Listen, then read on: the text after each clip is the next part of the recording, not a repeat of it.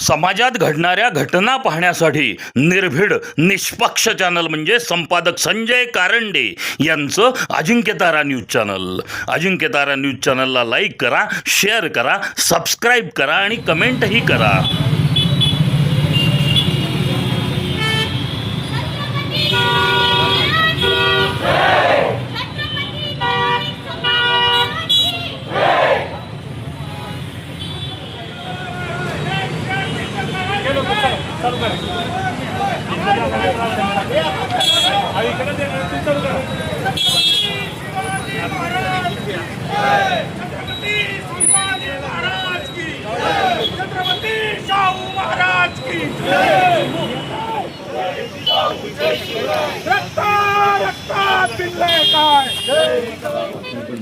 यापूर्वी पण एक निवेदन आलेलं होतं या अनुषंगाने, ते पण आपण राज्य शासनाकडे पाठवलेलं आहे.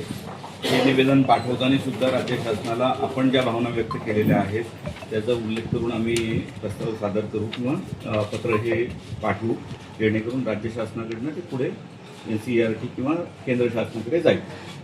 एवढी आम्ही व्यवस्था करू. लवकरात लवकर हे निवेदन तर मी आजच पाठवतो. हे पाठवण्यासाठी काही आपल्याला अडचण नाहीये. फक्त राज्य शासनाकडे केंद्र शासनाकडे पुढे पाठवण्यासाठी पण त्यांना आपण विनंती करूया.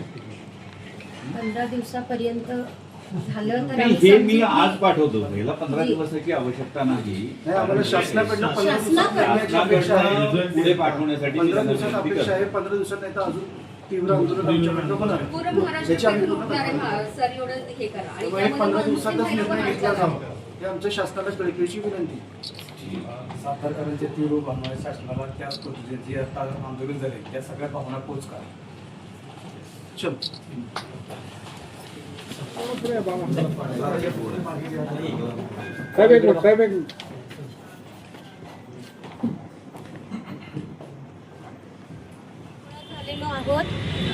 आपल्या स्वाभिमानाचा विषय, आपल्या राजाचा विषय. आज छत्रपती शिवाजी महाराज, आज छत्रपती संभाजी महाराज, पूर्ण छत्रपती घराण्याचा इथं विषय आहे. NCERTने जे दुष्कृत्य केलेलं आहे की मराठा साम्राज्य दाखवणारा जो नकाशा होता, जे आपल्या पूर्वजांनी पराक्रम केले होते, ज्या मातीत आपल्या पूर्वजांच्या पराक्रमाचं रक्त गाळलेलं आहे, तो खुद्द नकाशा पूर्णपणे 8वीच्या पाठ्यपुस्तकातून डिलीट करण्यात जो आलेला आहे, त्या निर्णयाचा आपण इथे तीव्र निषेध करतो. मी स्वतः आणि घराण्याच्या वतीने ह्या निर्णयाचा तीव्र निषेध करत आहे आणि यासाठीच आज हा मोर्चा काढलेला आहे. हा मोर्चा सर्व पक्षीय, सर्व धर्माचा आहे. याच्यात एकच धर्म आणि पक्ष आणि दैवत, ते म्हणजे छत्रपती शिवाजी महाराज. छत्रपती शिवाजी महाराज की जय, छत्रपती संभाजी महाराज की जय. आणि हे शेवटपर्यंत आपल्याला लढा द्यायचा आहे. शासनाने जर आपल्या मागण्या मान्य केल्या नाहीत तर हे जन आंदोलनाच्या स्वरूपात आपण करायचं आहे. आणि तुम्ही सर्व इथं आल्याबद्दल सर्वांचे खूप मनपूर्वक आभार मानते. शिवशंभू भक्त आज इथं गोळा झालेले आहेत, सर्वांचे मी आभार मानते. आणि आता आपण निवेदनास प्रस्थान करू. कुठलाही निर्णय शासनाने घेतला नाही तर याचं स्वरूप तीव्र आंदोलनात होणार आहे. अख्ख्या महाराष्ट्रभर हे आंदोलन होणार आहे. तर आमची विनंती सरांना हीच होती की त्यांनी हे 15 दिवसात आम्हाला शासनातर्फे लवकरात लवकर निर्णय द्यावा. NCERTच्या विरोधात आज मोर्चा निघालाय. पूर्ण विस्तृत सांगा, का तुम्हाला मोर्चा काढावा लागला, ते सर्व त्याच्यामध्ये येऊन काय घडलं? मी परत एकदा आपल्या सर्वांना हेच सांगू इच्छिते की NCERTने 8वीच्या पाठ्यपुस्तकातनं मराठा साम्राज्याचा विस्तार दर्शवणारा जो नकाशा होता तो पूर्णपणे वगळून टाकलेला आहे. याच्यासाठी त्यांनी काहीही ठोस पुरावे सादर न करता हे दुष्कृत्य केलेलं आहे. आणि छत्रपती घराण्याच्या वतीने स्वतः मी इथं आज उपस्थित आहे. सर्व माझ्या बरोबरचे जे शिव शंभू भक्त आहेत त्यांच्या वतीने ह्या निर्णयाचा तीव्रपणे आम्ही सर्वजण निषेध करत आहोत. या निर्णयात, या आंदोलनाचा किंवा आम्ही जो आत्ता आवाज उठवलाय त्याचं जर दखल घेतली गेली नाही तर याच्या पुढं हे एक जन आंदोलन होईल. आणि आम्ही याचिका देखील लॉफुली छत्रपती घराण्याच्या वतीने आम्ही लॉफुली कोर्टात पण जायचं कमी करणार नाही.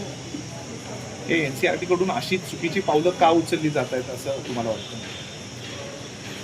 तीच गोष्ट स्पष्ट झालेली नाहीये की ऍक्च्युली कशाच्या आधारावर त्यांनी हा मोठा निर्णय घेतलेला आहे.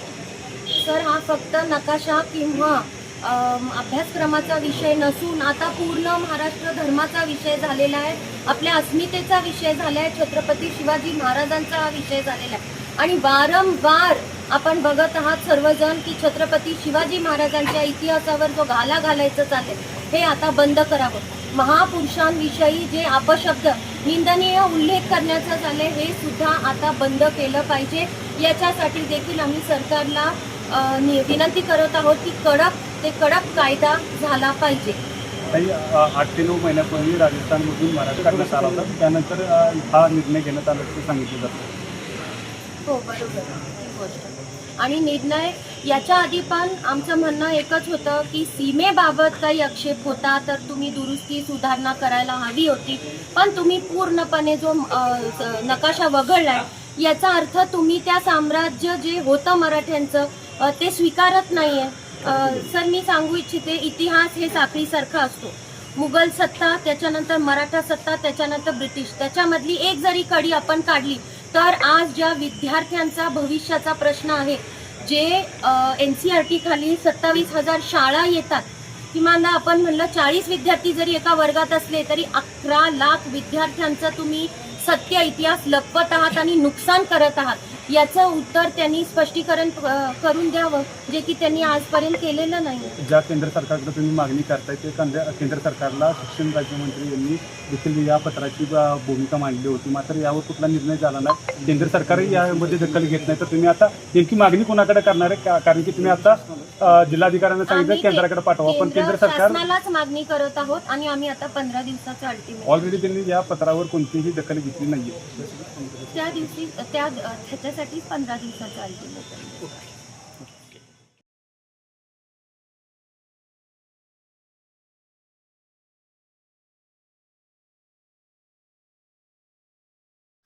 समाजात घडणाऱ्या घटना पाहण्यासाठी निर्भीड, निष्पक्ष